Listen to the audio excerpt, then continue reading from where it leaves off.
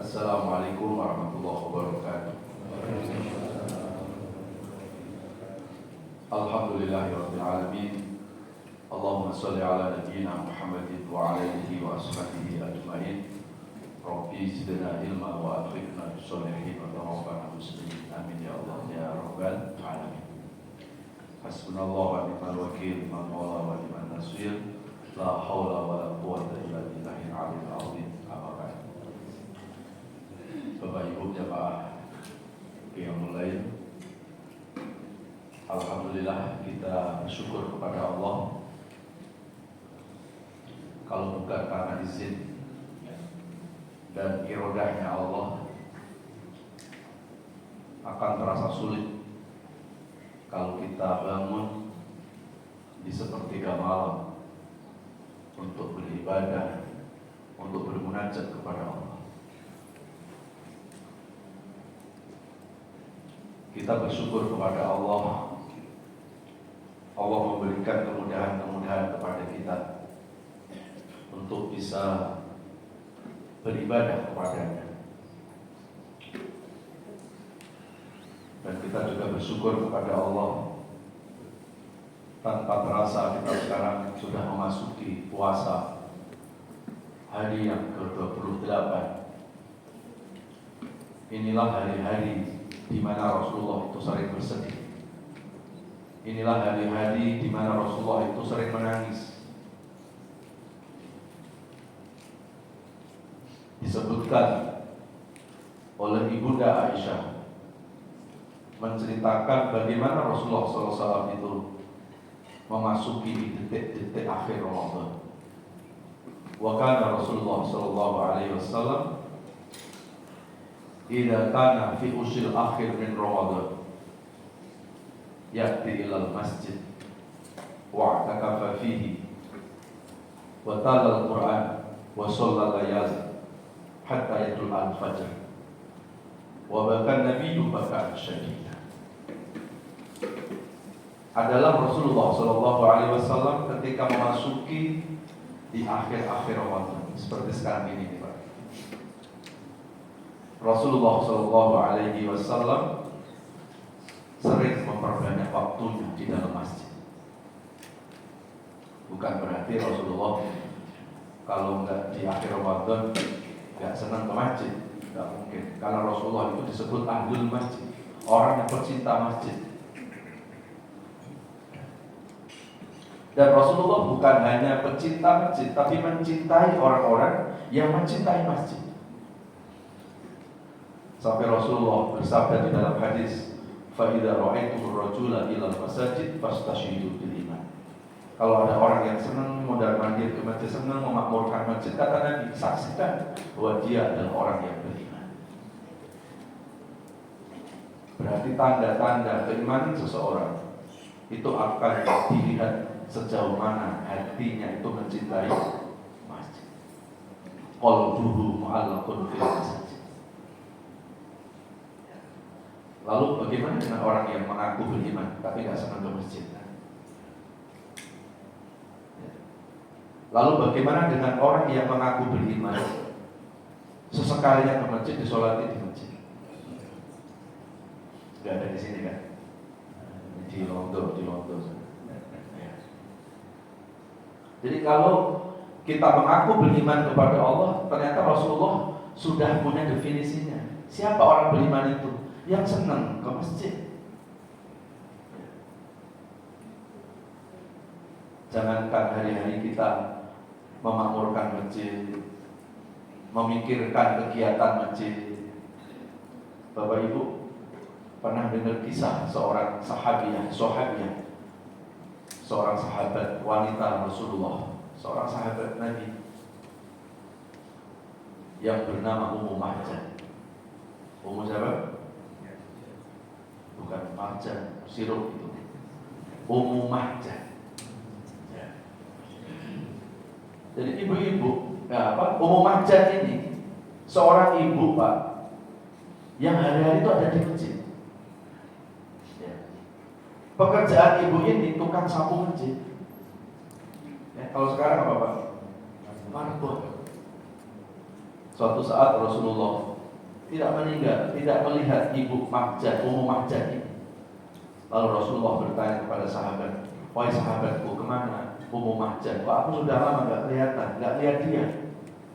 Begitu Rasulullah SAW sangat perhatian sama Ummu Mahjan. Lalu sahabat menjawab, ya Rasulullah, Ummu Mahjan sudah meninggal dunia ya Rasulullah. Maka Rasulullah langsung menangis, langsung bersedih. Dan Rasulullah mengatakan, kenapa kalian baru kasih tahu aku sekarang? Apa gara-gara Ummu Mahjan itu tukang marbot? Apa gara-gara Ummu Mahjan itu tukang sapu masjid? Lalu kau anggap sepele ini?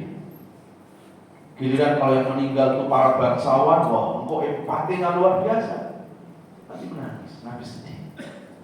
Dan saat itu Nabi langsung minta kepada sahabat itu antar aku ke kuburannya Ummu Mahjan. Saat itu juga Rasulullah langsung minta dibawa ke kuburan Ummu Mahjan. Dan apa yang dilakukan Rasulullah, Bapak Ibu? Disitulah Rasulullah SAW menyolatkan jenazah gaib di atas kuburan Ummu Mahjan. Satu-satunya orang yang disolatkan di atas kuburan adalah Ummu Mahjan. Pertanyaannya, sampai segitunya Rasulullah kepada Ummu Mahjan, ada apa? Ternyata satu, karena Ummu Mahjan hatinya terpaut dengan masjid. Bukankah kita suatu saat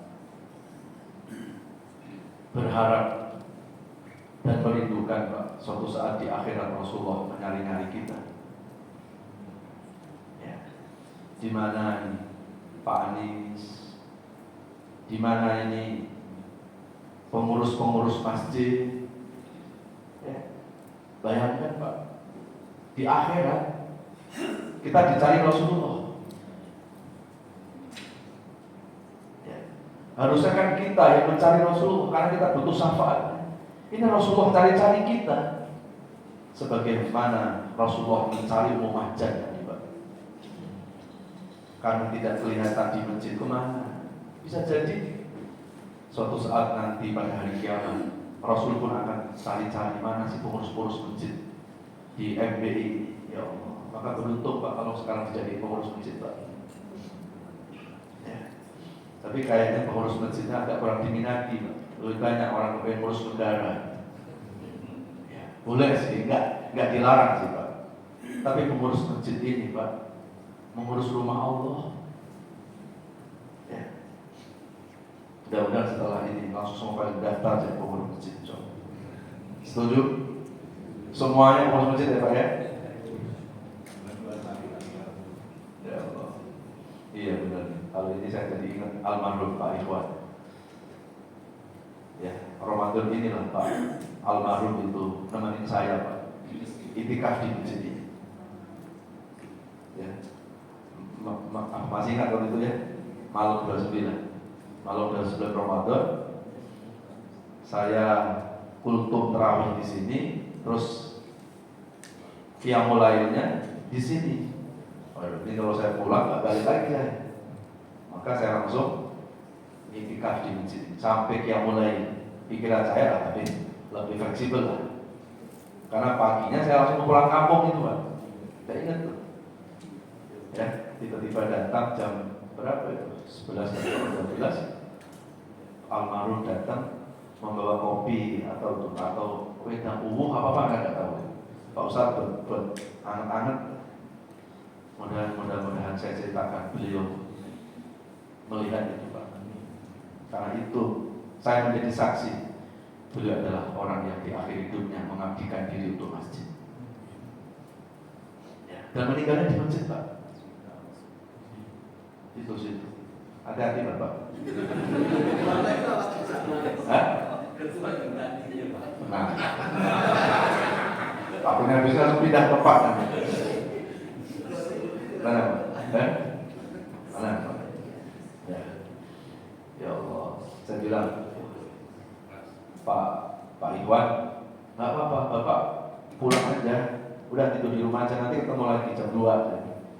Wah, nggak enak Pak Ustadz.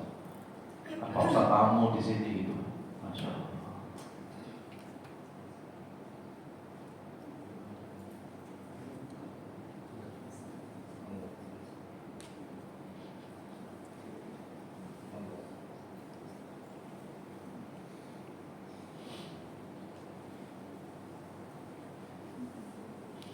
Kita kirimkan Al-Fatihah. Al-Fatihah.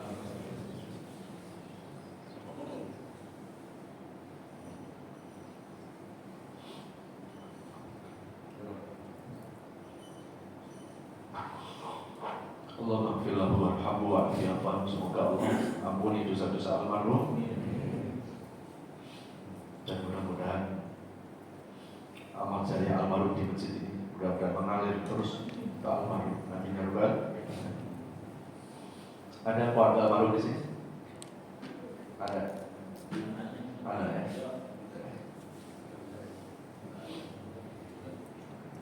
Ya mudah-mudahan anaknya bisa melanjutkan ya, tetap bisa silaturahim dengan pengurus-pengurus di masjid ini, dengan jamaah di masjid ini. Karena di antara amalan-amalan yang akan terus mengalir kepada orang tua yang sudah meninggal dunia, itu kalau anak dan keluarga menyambung tali silaturahim dengan sahabatnya, dengan kerabat-kerabat almarhum. Nah itu pengalaman saya dengan almarhum. Baik, kembali ke kisah Mahjan lagi. Kemudian Rasulullah Shallallahu Alaihi Wasallam mengatakan bahwa aku sudah mencium bau harumnya surga dari dalam kuburan yang umum. Jadi beberapa sahabat Rasul, Pak, itu sudah pernah Rasul sampaikan bahwa ini ahli surga, ahli surga, sudah pernah sampaikan. Di antaranya umatnya. Ada lagi sahabat Abu Bakar. Itu kalau Abu Bakar masih hidup, aku mendengar suara langkahmu menuju surga. Pada Umar masih saya tidak Abu Bakar masih. Dan salah satunya di antaranya juga Mahjan. Nah sekarang amalan apa yang membuat Mahjan itu mendapat penghormatan dari Rasulullah? Kan hatinya terpaut dengan masjid. Nah, mudah-mudahan Ramadan ini kita jadikan momentum kita, Pak, supaya kita menjadi ahlul masjid, menjadi orang-orang yang pecinta masjid. Kalau di saat Ramadan kita semangat untuk meramaikan masjid, memakmurkan masjid, nah, semoga selesai Ramadan tidak selesai semua. Kalau di bulan Ramadan kita semangat ibadah, maka selesai Ramadan semoga tidak selesai ibadah kita. Kan ibadah kita tujuannya bukan untuk Ramadan, tujuannya kan untuk Allah. Kalau untuk Allah nggak hanya ada di Ramadan. Tapi kalau ibadahnya ya memang karena bulan Ramadan ya pasti begitu. Selesai Ramadan selesai semuanya. Ramadan semangat ibadah, Ramadan semangat sedekah, semangat tadarus Quran. Begitu selesai Ramadan dan selesai semuanya. Nah pertanyaannya, kenapa sih semangat hanya di Ramadan? Apakah pahala hanya di Ramadan? Apakah surga? Kan tidak juga. Kalau pahala di Ramadan besar ya, tapi kan tujuan ibadah bukan sekedar mengejar pahala, tapi ibadah kan untuk Allah. Pahala itu jadikan penyemangat, jangan jadikan tujuan. Pahala itu dijadikan motivasi saja, tapi jangan dijadikan tujuan. Tujuan ibadah ya karena Allah. Karena kalau ibadah itu yang dikejar hanya pahala, biasanya ibadah itu nggak akan bertahan lama. Karena ibadah itu hitungan, itu pasti nggak istiqomah. Tapi kalau ibadah itu betul-betul karena Allah, dia nggak peduli Pak, mau Ramadan nggak Ramadan, sekali ibadah sampai mati beribadah. Lalu hadis lanjutannya tadi, Pak, setelah Rasulullah senang berada di masjid menjelang akhir Ramadan, setelah akhir Ramadan, lalu apa yang dilakukan Rasulullah? Wa talal Quran. Rasulullah banyak membaca Al-Quran. Ya, waqta kafa. Dan Rasulullah juga sambil beriktikaf. Jadi kalau kita buka cara iktikafnya Rasulullah, Pak, itu memperbanyak ibadah malamnya. Ada baca Quran, lalu washolal layal hatta yatul al-fajr. Rasulullah juga banyak memperbanyak sholat malam sampai keluar waktu fajar. Jadi nyaris iktikafnya Rasulullah itu begadang, Pak, menghidupkan malam itu dengan banyak ibadah kepada Allah. Beda dengan kita, Pak. Kalau tak iktikaf, dia sih iktikaf, tapi dari rumah kita udah bawa kasur, udah bawa apa? Bantal. sudah bawa apa? Auta. Jadi kayaknya udah niat mau tidur pulas di masjid. Ya nggak salah juga sih Pak. Ya, kalau memang kemampuan kita baru segitu gitu ya. Tapi kalau kita lihat itikafnya Rasulullah itu hampir nyaris Rasul itu begadang. Ya, bahkan ini diikuti oleh sahabat-sahabat Nabi, Pak, termasuk Sayyidina Abu Bakar, Sayyidina Umar, Sayyidina Ali bin Abi Thalib. Itu sering sholat subuh dengan wudu isya. Sholat subuh dengan wudu isya. Berarti apa itu, Pak? Ya. Di sini juga ada Pak Ustaz, ada. Sholat subuh dengan wudu isya, iya. Isyanya jam 3. Langsung nyambung. Beda kelas. Kalau Sayyidina Umar, Sayyidina Ali nggak mungkin begitu Pak. Sayyidina Umar sama Sayyidina Ali itu ketinggalan 1 rakaat berjamaah dengan Rasulullah, berkampung sampai 3 hari Pak, bersepi. Jadi nggak mungkin kalau sholat isyanya jam 3, isyanya berjamaah dengan Rasulullah, nyambung sampai sholat subuh. Itu sahabat-sahabat Rasulullah. Ya kita sih nggak harus begitu. Ya. Mungkin buat kita yang kadang kita berpikir, kuat Pak, itu semalam kan panjang gitu ya. Ya buat orang-orang yang sudah merasakan kenikmatan beribadah, namanya kan rasain kenikmatan, panjang waktu terasa pendek pasti. Ya, masih ingat nggak Pak untuk pengantin baru? Masih ingat Pak? Udah lupa? Nggak benar, masih diingat lagi udah lupa. Malam sama-sama Pak. Emang ada malam pendek, malam panjang, yang malam ya segitu. Tapi buat orang yang dapat kenikmatan terasa sebentar. Rasulullah, para sahabat, dia merasakan saat dia ibadah di malam hari itu. Rasulullah merasakan lezatnya beribadah, lezatnya berdialog dengan Allah, curhat, bernostalgia, bermesraan dengan Allah. Sehingga malam yang panjang terasa pendek. Tapi beda kan Pak, orang kalau lagi sakit gigi. Ya, kalau sakit gigi pasti ingat kan? Nah ini kalau sakit gigi, coba sakit gigi Pak. Sama-sama 1 malam, memang ada berubah? Enggak. Sakit gigi Pak, pasti merasa panjang. Ya, tidur jam 8, bangun jam 10. Ini kapan pagi ini? Mau ke dokter ya? Lama kan? Tapi orang yang mendapatkan kenikmatan, dia nggak merasakan waktu panjang, waktu malam itu menjadi waktu yang panjang. Tadi saya bacakan di Al-Quran di surat Al-Furqan surat 25 ayat 63 itu. Wa ibadur rahmanil ladzina yamshuna 'alal ardi hauna wa idza khatabahumul jahiluna qalu salama. Hamba-hamba yang dicintai oleh Allah itu ciri-cirinya apa Pak? Alladzina yamshuna 'alal ardi hauna, yaitu berjalan di muka bumi tidak sombong. Ya. Apa yang bisa disombongin Pak di hadapan Allah?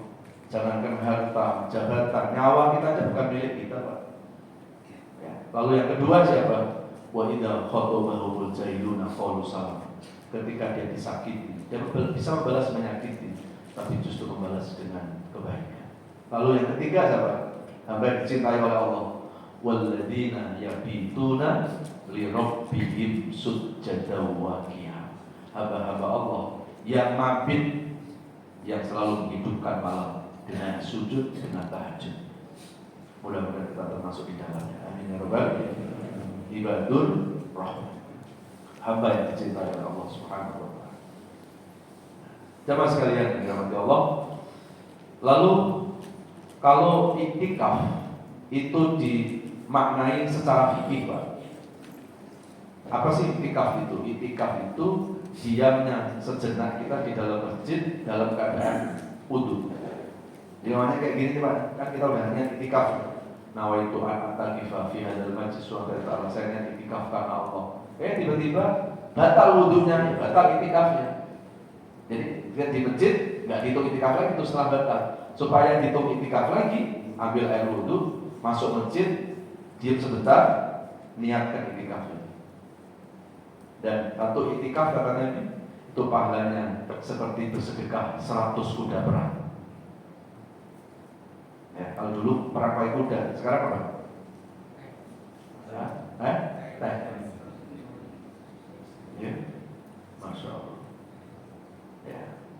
Dan itu dilakukan itikaf di dalam bulan suci Ramadan. Kan pahalanya terus dinaikkan oleh Allah. Jadi itulah hikmah itikaf.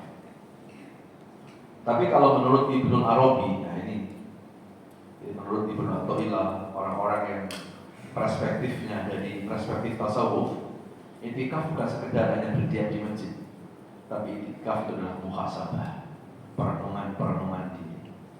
Nah, maka jadwal saya kemarin saya buat muhasabah itu. Jadi biar lengkap gitu loh Pak. Itikaf kita buat sholat sudah, muhasabah juga ya. Muhasabah itu perenungan diri, bagaimana kita merenung siapa diri kita diciptakan untuk apa, hidup di bumi siapa, setelah hidup ini kita mau kemana, itu muhasabah.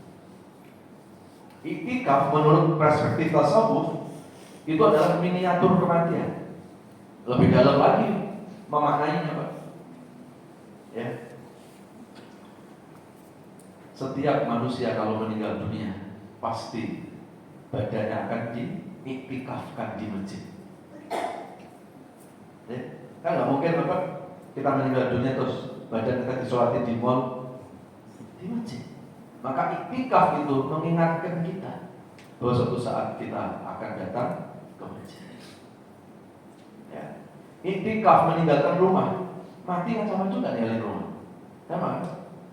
Iktikaf meninggalkan kasur yang empuk. Ya. Kematian kan sama Pak. Batangnya cuma hanya beralaskan tanah. Jadi kalau ada orang diajak itikaf Pak ke masjid, aduh aku lagi sibuk, aduh aku lagi begini. Pertanyaannya, kalau itikaf 1 malam, kita ninggalin rumah 1 malam nggak sanggup Pak. Bagaimana suatu saat kalau kita meninggalkan rumah untuk selama-lamanya? Itu pesan itikaf. Ya. Jadi lebih dalam lagi, ya kalau perspektif tasawuf. Nah kemudian dalam itikafnya Rasulullah SAW, selain Rasulullah itu baca Quran, bahkan pernah Pak satu saat di 10 hari terakhir Rasulullah itu pernah menghatamkan Al-Quran dalam 1 malam 30 juz. Ya 30 juz, bukan juz 30, jangan kebalik. 30 juz. Sehingga para sahabat beristihad, ini baru beristihad Bapak ya, beristihad apa di situ tuh malam Lailatul Qadar. Karena Rasulullah apa? Kok nggak seperti biasanya? Tuh bayangkan Pak, 1 malam sholat malam dan kemudian menghidupkan malam dengan menghatamkan 30 juz Al-Quran. Tadi yang saya baca mungkin baru setengah juz itu. Gitu aja gimana kan itu? Ya. Lumayan ya? Lumayan. Ya. Iya, itu kalau kemarin nggak dibisikin sama Ustaz Abdul, jangan-jangan 30 juz tuh. Untuk kemarin itu Pak, ya dibisikin Pak Ustaz, mau kosong. Untung ibu-ibu disalahin. Saya ibu diem aja kan Bu, ngikut kalau ibu-ibu. Ya. Untung ngasih tahunya pakai bahasa Arab. Mau kosong. Jangan-jangan saya suruh kosong sholat ini. Maksudnya mau kosong tuh saya tahu gitu. Oh, ringkas. Ya udah langsung ringkas itu. Itu kalau enggak 30 juz ada. Tapi perlu kita coba Pak tahun yang akan datang kalau mau kasih panjang umur. 1 juz lah Pak, sekali lah. Ya, oke ya. Iyalah, sekarang 1 juz lah. Terus langsung lanjut muhasabah, enggak usah ada ceramah. Ya, 1 juz Pak. Begitu Ustaz salam ke belakang, padahal nggak ada semuanya Pak. Nggak. Tapi kan sudah diumumin sekarang. Ya. Oh enggak, iya. Yang penting punya wudhu. Pak. Jadi itikaf itu tersendiri dengan amalannya. Nah itu Pak. Jadi kalau dalam fikih itikaf itu Pak, diam di masjid dalam keadaan wudhu, udah diam aja dalam keadaan wudhu itu sudah itikaf. Nah, belum lagi kalau diisi dengan baca Quran, ya pahala lagi, istilahnya bukan itikafnya, tapi ada amalan lagi. Tahajud ada amalan berikutnya lagi. Terus di itikaf kita kumpul sama warga, kumpul sama saudara, silaturahim. ada nilai lagi. Udah begitu kopi lagi. Itu ya Allah banyak. Ya, kenapa?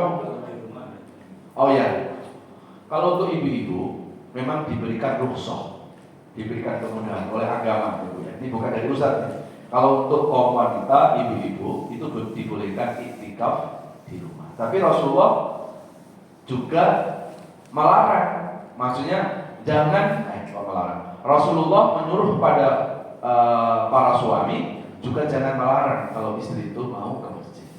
Jadi artinya apa? Hanya rukhsah. Rukhsah itu apa? Kemudahan saja. Ya karena ibu namanya ada ibu-ibu, ibu rumah tangga, bukan ibu masjid. Mama fokus tugas ibu ya memang di rumah tangga. Maka Islam memberikan apresiasi kepada seorang ibu. Udah boleh iktikaf di rumah. Kenapa? Enggak harus. Yang penting dalam keadaan suci di tempat itu, Pak. Gitu. Umpamanya, di ruangan kok ada tempat tapi sebelah pada nyanyi malam, ya, musik malam, Pak. Tahu musik malam? Pada ngorok semuanya kan jadi nggak tenang orang. Terus nyari tempat di tempat yang lain dapat dalam keadaan suci, ambil sajadah di situ bisa. Jadi tidak harus dikam. Yang penting tadi tempatnya suci dan juga dalam keadaan bersuci. Tapi ya kalau saya pribadi Pak lebih bagus seperti ini. Karena yang namanya kekhusyuan itu tergantung suasana. Ibu iktikaf sendiri Bu baru bikin ini. Suara apa itu? Kayaknya ada yang tadi ngikutin tuh. Ya, karena habis nonton film judulnya Makmum. Nah, ibu pasti nonton, itu nonton Makmum. Ya. Temanya sih filmnya Makmum Pak, tapi isinya nggak mewakili Islam. Ya, akhirnya orang dibuat takut tahajud Pak, karena di situ di film itu lagi tahajud tiba-tiba ada yang ikut sholat. Ya habis nonton itu anak saya tahajud nggak takut karena nggak benar. Wah ini promosi film nih Pak Ustadz. Ya makanya sekarang MUI sudah mulai ya fokus ke film-film yang membawa nama Islam tapi nggak wakili Islam. Jadi merusak akhirnya Pak. Ada kemarin tuh film namanya Kiblat juga. Namanya Kiblat Pak, tapi begitu dilihat, ya ini sih nggak mewakili Islam. Karena yang kata Kiblat itu kan sebetulnya lebih identik dengan Islam. Ya. Nah jadi kalau ibu-ibu iktikafnya boleh di rumah, tapi kalau di masjid jauh lebih baik. Kenapa? Satu, dapat pahala memakmurkan masjid tadi. Bukan kayak ibu kepengen dicari oleh Rasulullah seperti Muhammad tadi Bu. Ya, mana ini Bu siapa? Bu siapa? Bu Eli. Kemana nih Bu Ira? Kemana ini? Yang nyari Rasulullah Bu, ya Allah. Ya, seperti tadi kan Rasulullah mencari Muhammad. Ya. Oke ya. Terus Rasulullah SAW kemudian di akhir iktikafnya itu Pak, fabakan Nabi bakaan syadid. Ini Rasulullah tiba-tiba menangis dengan tangisan yang sangat hebat. Jadi kalau kita, maaf nih Pak ya, kalau kita sholat, kalau kita doa, tiba-tiba kita menangis Pak, biarkan Pak, nggak usah ditahan, nggak usah ngerasa, aku takut dibilang cengeng nanti kalau nangis. Ya nggak apa-apa cengeng di hadapan Allah pemalu. Bapak malu kalau tangisan di depan suami, di depan istri, itu di depan Allah tiba-tiba nggak kan yang namanya suasana itu Pak, suasana hati itu kan nggak bisa diprediksi. Wah aku mau sholat sambil nangis, nggak bisa. Tiba-tiba Pak, pok nangis, teruskan nangis itu, nggak boleh ditahan, nggak boleh ditahan. Ya, faliyatku qalilan waliyatku kasir. Tanda-tanda pengikut Rasulullah itu Pak, banyak menangis, sedikit ketawa. Jadi justru bersyukur kalau kita kadang sholat mengingat, mengingat dosa, mengingat kesalahan, terus kita menangis Pak. Itu rahmat Allah Pak. Nanti setelah itu coba pelong itu hati. Ini nonton film nangis, nonton Ustaz. Nah Ustaznya pada lucu-lucu sekarang. Jadi kalau habis pengajian ditanya, Ustadznya siapa yang ceramah? Bagus gak ceramahnya Ustadz? Bagus ceramahnya. Kenapa kok bagus? Lucu. Yang laku-laku kan itu kan. Nah kalau mau manggil lucu kenapa Ustadz Pak? Itu sulit panggil kalau lebih lucu. Ya. Jadi rusaknya dakwah Ustadz itu Pak, ketika sudah diarahkan, diatur. Karena saya pernah mengalami Pak. Saya 5 tahun saya dikontrak sama SCTV di masa-masa uji dulu. Di masa-masa Ustadz Jeffrey, saya pernah 5 tahun Pak dikontrak oleh SCTV. Itu yang membuat rusak. Karena mau nggak mau kita ikuti skenario Pak. Ya, Pak Ustadz 60% lucu ya, 40% baru temanya. Masa begitu Pak? Karena dia apa? Dia menjual. Harus apa? Entertainer atau harus Ustadz itu harus apa? Menghibur gitu Pak. Waduh. Ya. Dan coba kita lihat. Tadinya Ustadz itu ceramahnya padat, penuh dengan keilmuan. Itu begitu sudah ke sana Pak, udah beda. Rohnya beda. Ya.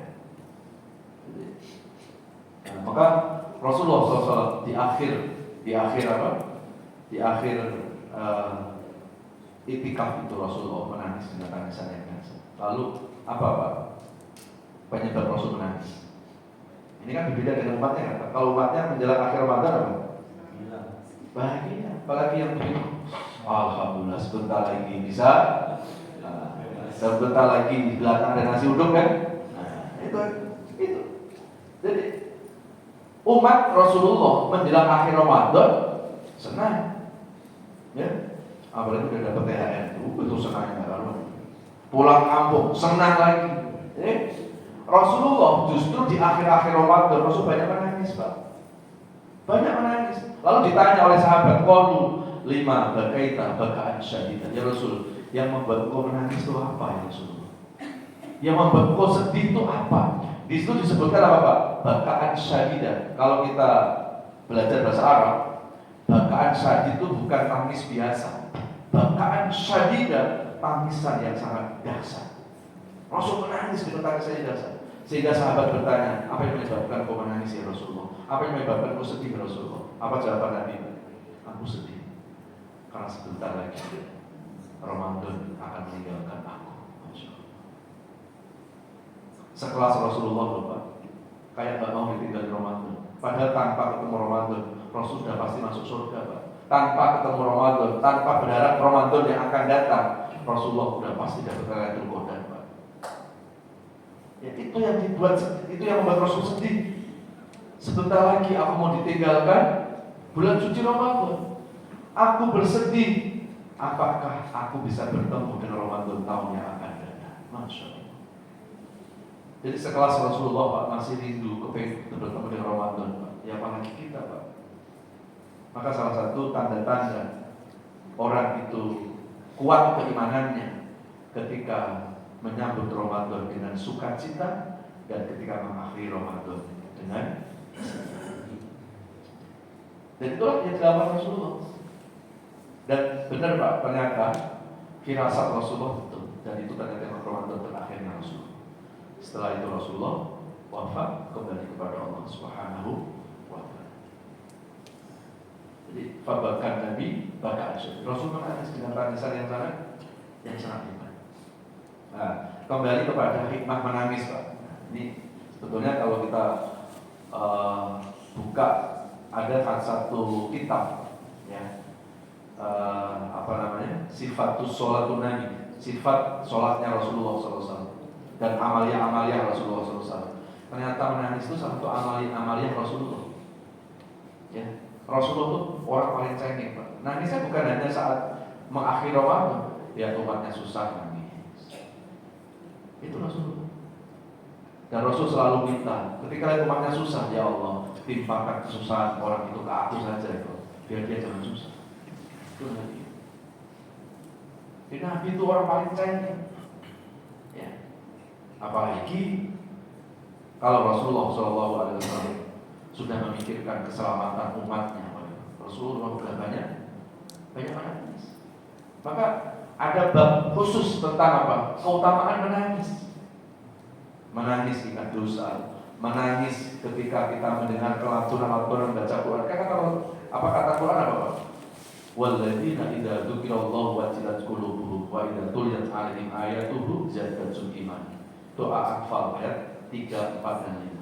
Tanda orang beriman itu ketika dibacakan Al-Quran, dia bertambah keimanannya dan kemudian Al-Quran itu masuk ke relung hati. Nah, kalau Al-Quran sudah masuk ke relung hati, Pak, nggak sadar kita Pak, tahu-tahu udah menetes saja. Apalagi kalau kita tahu yang kita baca artinya. Itu Rasulullah kalau pas baca ayat tentang neraka, masih Nabi menangis. Rasulullah ketika membaca tentang hal-hal kaitan dengan umatnya nangis. Ya. Nah, kita kadang baca ayat tentang orang tua gitu. Kayak tiba-tiba kayak orang tua di depan kita gitu loh Pak. Masya Allah. Tiba-tiba kayak datang orang tua itu. Ya. Waqsid, ya. Wa qadha rabbuka alla ta'budu illa iyyahu wa bil walidayni ihsana. Imma yablughanna indaka al-kibara ahaduhuma aw kilahuma fala taqul lahumā wa qul lahumā qawlan ma'rūfā. Terus apa lagi?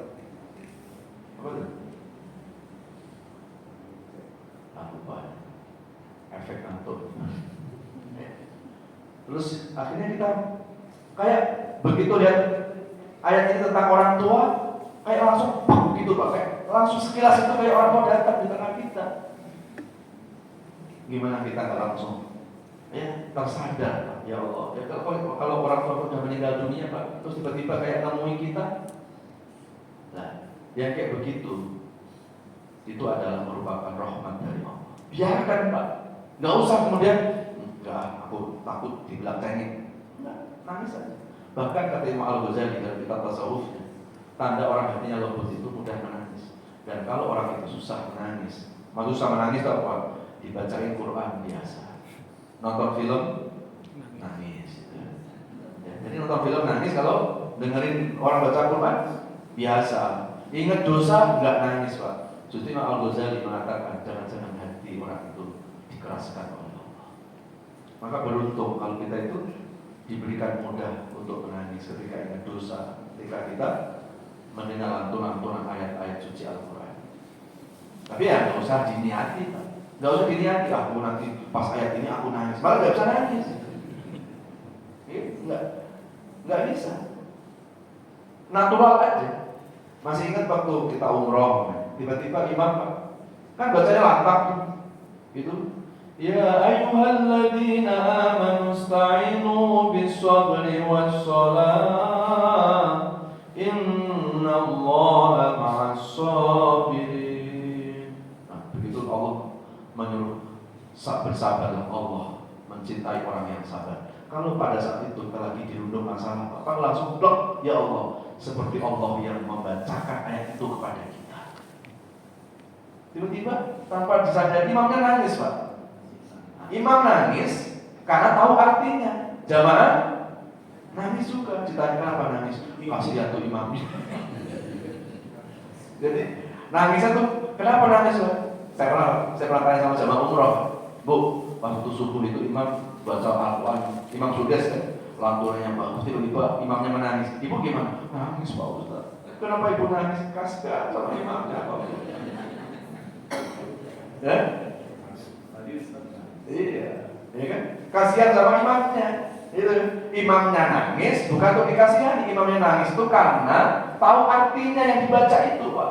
Pokoknya maaf nih Pak, kita ingat dosa-dosa yang pernah kita lakukan. Terus ayat itu bicara tentang neraka, ayat itu bicara tentang taubat. Gimana tuh Pak?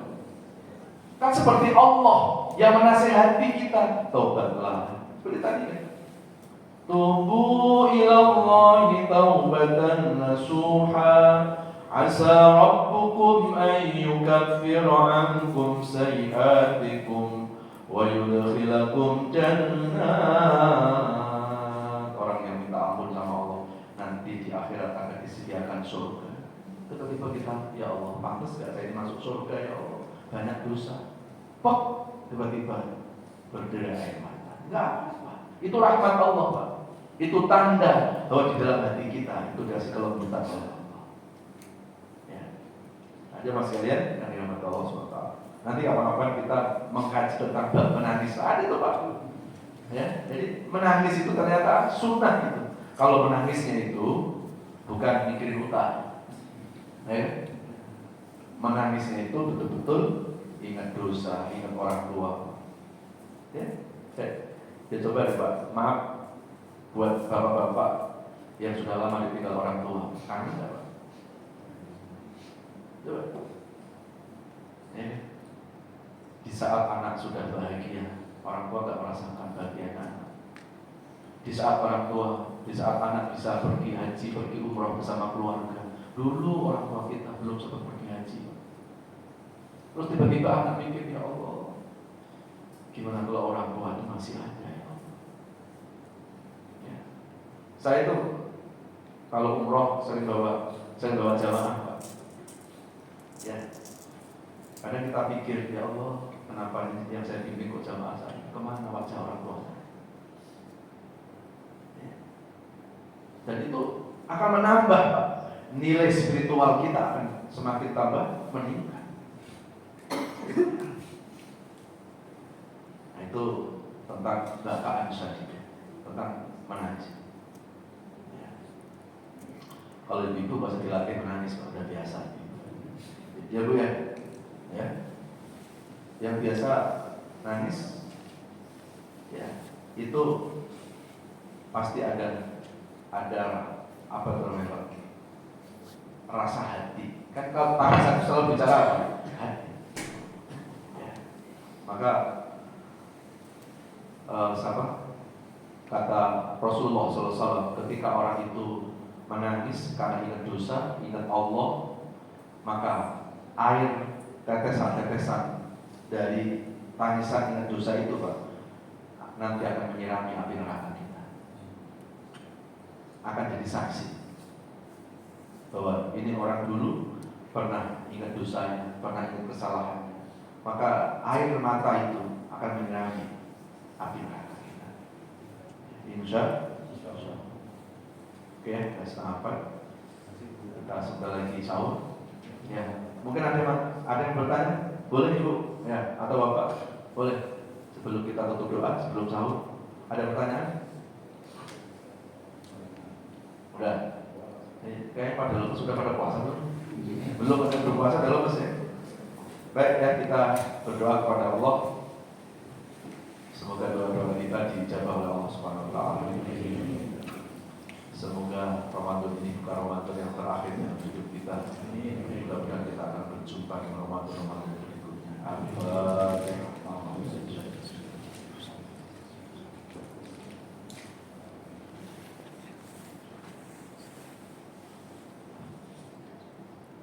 Bismillahirrahmanirrahim. Alhamdulillahirabbil alamin.